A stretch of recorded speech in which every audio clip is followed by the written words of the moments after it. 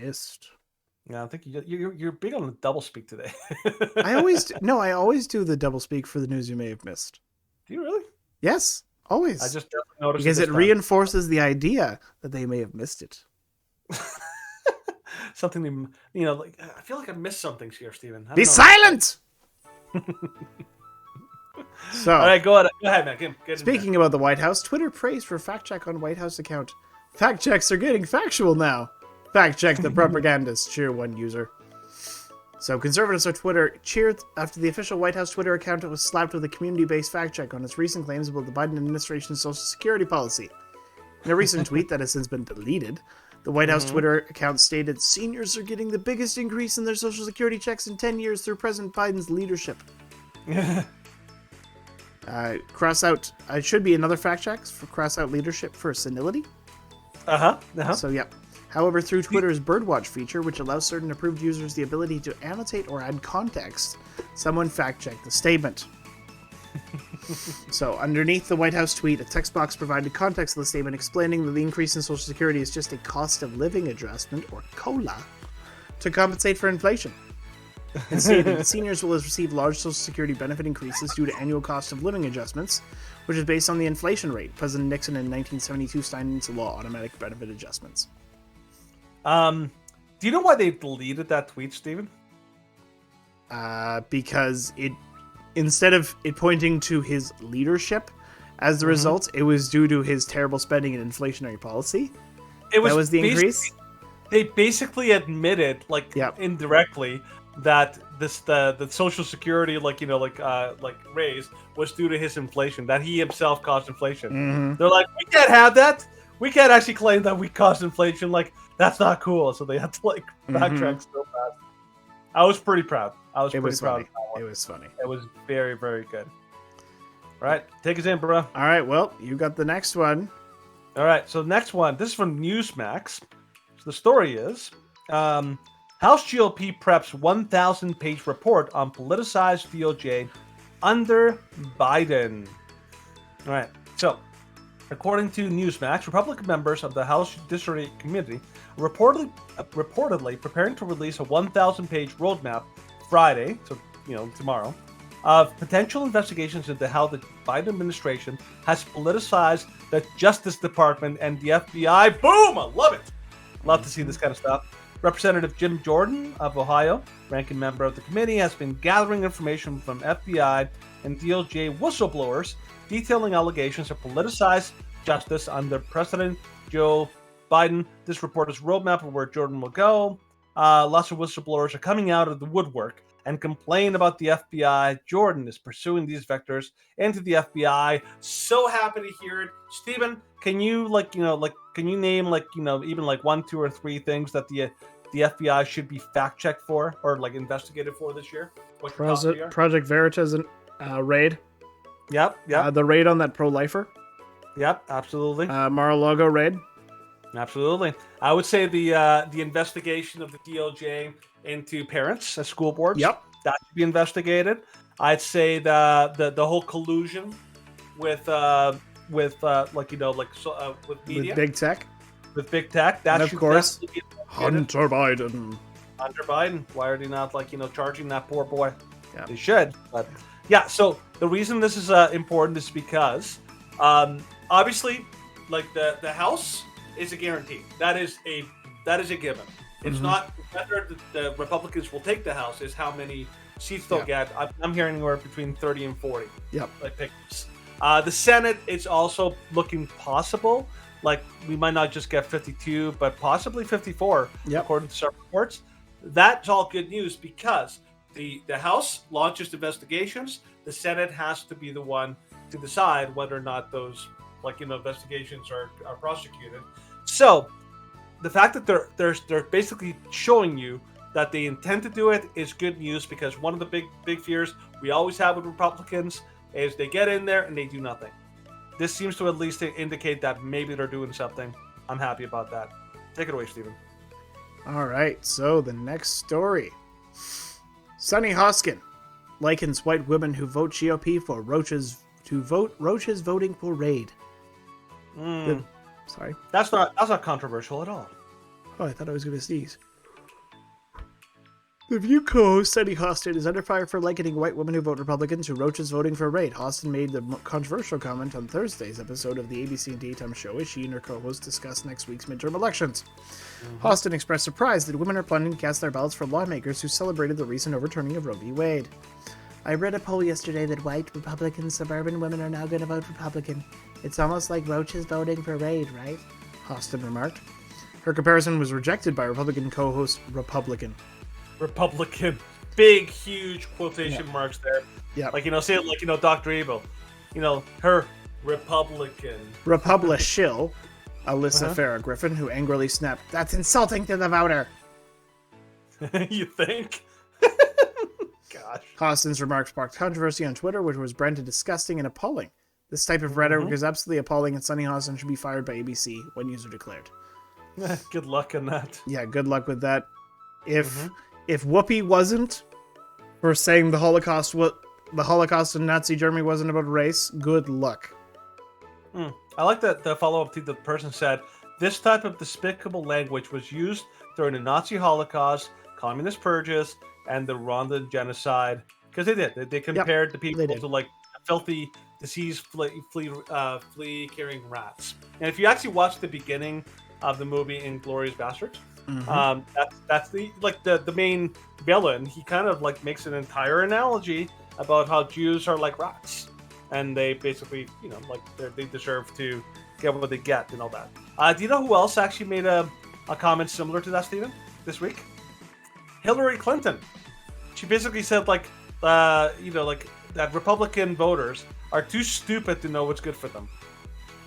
It's actually what she said. I was like, oh great. I'm glad that you guys think that people are not stupid or somewhat smart and all that. Anyways, lovely. So let's take it out to the New York Post. So according to the New York Post, the audacity of a joke. Obama mocked for painfully unfunny TikTok voting video. Do you have that story? Yep. Let's just come out. There it goes. You got this. For a TikTok voting video. All right. Former President Barack Obama wants to save Democrats from a crushing midterm defeat by appearing on TikTok with some painfully nerdy dad jokes, critics said on Wednesday. Obama took to the normally young and hip social media platform to urge viewers to vote on Under the Desk News, which offers Gen Zers quick takes on current event. I don't know if you can actually play the video, but I'm guessing it's as cringy as it sounds.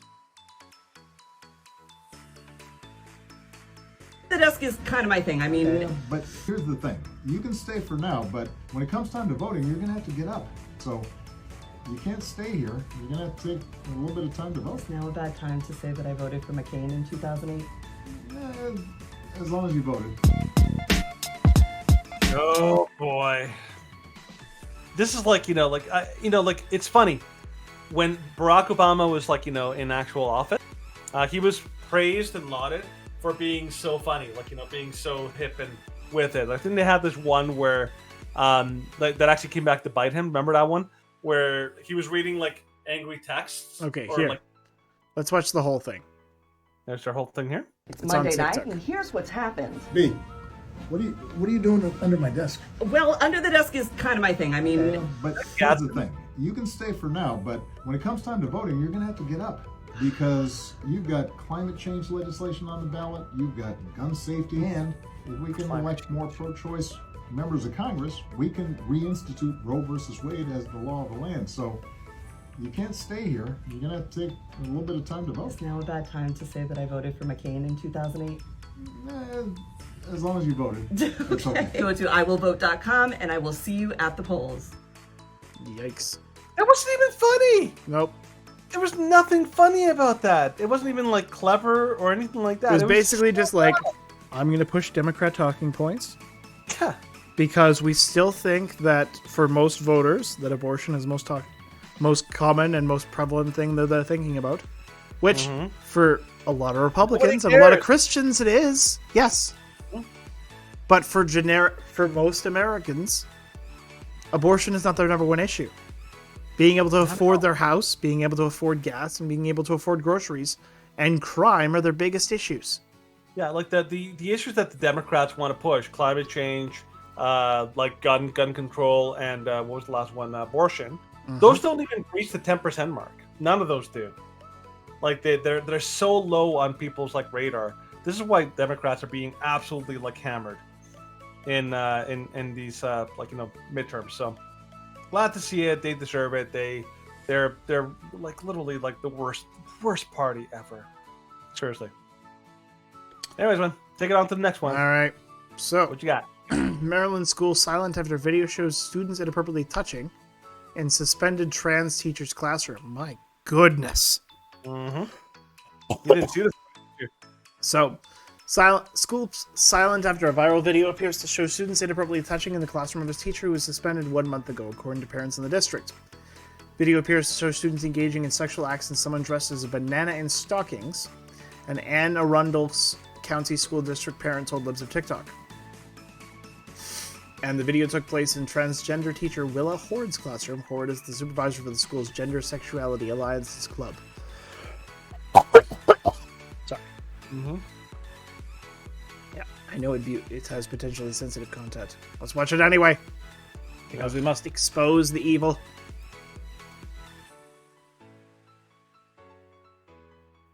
Okay, so they're clearly making out Yeah, in class. in class, of course. I don't know what the other people are doing. Yep, there's that's the banana. inappropriate. That's incredibly inappropriate.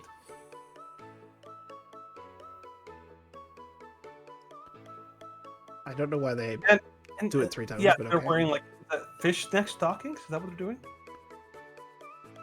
I don't know what the heck's going on there? So- That just Tapping through boob. ugh. Yeah, this is weird. Yeah. So, inappropriate behavior from the educator. Parents reportedly showed a school screenshots from the GSA's club Instagram that claim using a student's dead name is akin to sexual harassment. Yeah, sure it is. Administrators have been encouraged to use last names when calling students down to the front end office/counselor's office. If you believe a counselor administrator is purposely disregarding this, say something. And the school suspended the teacher with no explanation to parents, according to a letter from the school's principal. The letter states that the educator will be away from our building indefinitely. Yep. Yeah. So something I just really quick I'll mention really quick. If you haven't had a chance, go to Relatable with Ali Beth Stuckey. She did an amazing segment interviewing feminists who like study this kind of stuff, and today's segment was brutal. They basically talked about how there's a very, very sinister connection and a weird connection with transgender pornography and a lot of the fetishes that you're seeing with in these GSA clubs with transgender activists and grooming of children and all that. It's pretty dark. I recommend you watch it. It's a very good segment that you're gonna do 2 parts. But even I didn't know how deep the rabbit hole goes. So if you understand what's really going on in these GSAs and the transgender activist kind of world, this would not be shocking. But to a regular person who hears that the stuff's happening, this is like, what the heck's going on? Well, So there was actually just a little tidbit to add. There was a segment from, I believe it was Stephen Colbert. I think it was on the last night or the night before, talking about the Michigan governor race between Dixon and Whitmer. And he openly claimed that Dixon made up this story about this parent who was leaving the Democrats to vote Republican because the school had inappropriate material and they weren't condemning any of this sort of incidents in the classroom. And he's like, yeah, that incident was made up. And the person who actually had brought these stories to light was like, no, I'm the person that Dixon was talking about. You're a liar. And people are going to be leaving the Democrat Party in droves because this is what they're supporting. There was a Freedom Tunes segment from just this morning. And it was like, okay, what do we support? And it's like, well, we want fiscally responsible tactics. And it's like, and remove penises. It's like, what? Yeah. It's like, why do we want? No, we don't want that. It's like, okay, well, let's talk about like securing the remove penises. And it's like, stop it. And then eventually it's just like, okay, fine, that'll be your talking point. Remove penises and remove breasts too. Yeah, it was really good. It was good. But it's what the thing that they're not telling you is that this is a lot more insidious and dangerous than people are really than they're letting on. So just watch for it. I definitely recommend you to go check out that segment. There's a lot more underneath the surface. This is like an iceberg. You only see the very the thing that they let you to see. They don't let you to see how deep this thing goes and how really notorious and nefarious this is. All right, last story. This is from the Daily Mail. Yep. All right, so and of course, keep this in mind. This should be very similar in nature to the Paul Pelosi story, so just keep that in mind. So midterms horror as Republican candidates' daughters, 3 and 5, are almost killed after gunman opens fire at North Carolina home where Democrat rival filmed campaign ad with bullet landing close to where they slept. The shooting transpired on October 18th in Hickory at a home belonging to Republican Pat Harrington's parents and fights for an open seat in a famously liberal 14th congressional district in a contentious race. The congressional candidates' daughters, aged 3 and 5, were asleep in the bedroom directly above the room where the shooting occurred, with the bullet coming from a densely wooded area behind the house. Harrigan, a firearms manufacturer and former Green Beret, has since come forward with cert he would not be intimidated by the shooting and that death threats aren't enough to knock this Green Beret off that mission. Because of these threats, the family said, which has spurred the ex-soldier to don bulletproof vests to campaign events, the two girls had been living with their grandparents for much of the campaign cycle. The kids have since been relocated out of state, while Harrigan, who was not at the residence, has revealed he owns a property near the home where the shooting occurred. No injuries were reported.